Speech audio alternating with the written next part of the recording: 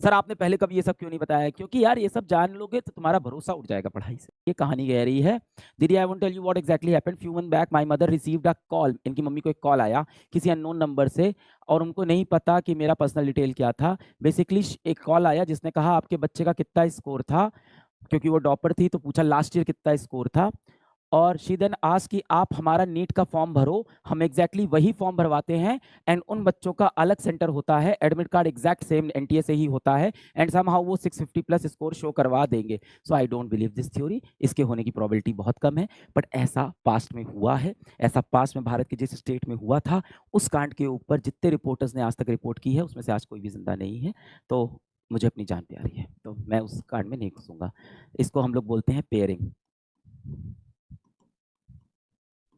मैं ये सब चीज़ें कभी बच्चों को नहीं बताता क्योंकि हम शिक्षक हैं, हम पढ़ाने आए हैं, हम पॉजिटिव चीज़ें बताते हैं। ये पेयरिंग का कॉन्सेप्ट है, बहुत बड़ा स्कैम हो चुका है इसके ऊपर, लोग अब शांत भी हो चुके हैं, कभी खुलेगा भी नहीं वापस, ना जाने कब खुलेगा। एक बड़ा स्कैम है पेयरिंग के ऊपर, एक स्टेट के ऊपर हुआ था, कोई इस पे आवाज़ नहीं उठाता और मरना मुझे भी नहीं है।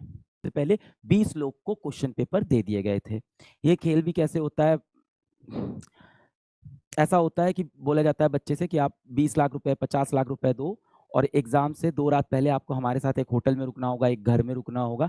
यहाँ हमारे साथ लोग होंगे, टीचर्स होते हैं एक्चुअली, और पुराने कई बार मेडिकल कॉलेज के लोग भी होते हैं जो उनके पेपर सॉल्व करते रहते हैं, सॉल्व करते रहते हैं। रात भर पेपर पूरा रटाया जाता है। सुबह उन्हीं की एक गाड़ी में बैठा के, एक टाटा सफारी, एक क्वालिस में बैठा के सेंटर पे ले जाके एग्ज़ाम दिलवाया जाता है और फिर छोड़ा जाता है।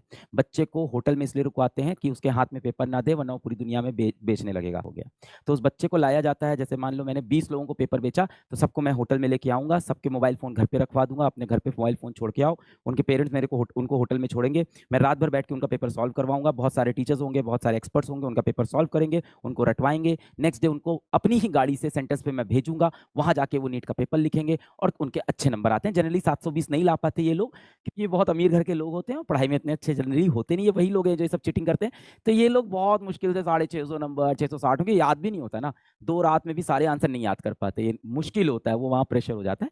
मैं आपको बताता हूँ, ये एवरी ईयर होता है। ये एवरी एग्ज़ाम में होता है।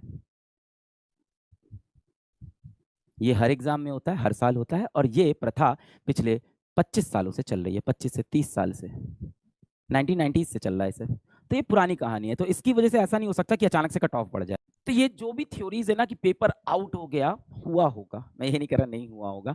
हमारे यहाँ हर पेपर आउट हो जाता है और कुछ ना कुछ बच्चों को मिल जाता है। फिर ये लोग जो ये रैकेट चलाते हैं, they are very powerful people, इनसे लड़ना बहुत डिफ़िकल्ट हो जाता है। तो ये सारी प्रॉब्लम्स भी होती हैं। एफआईआर की कॉपी में साफ-साफ लिखा है कि लीक पेपर मिला है। यानी जो पेपर आप 5 मई को दे रहे थे, वो शायद कुछ लोगों के पास 4 मई को मौजूद था। सर आपने पहले कभी ये सब क्यों नहीं बताया? क्योंकि यार ये सब जान लोगे तो तुम्हारा भरोसा उठ जाएगा पढ़ाई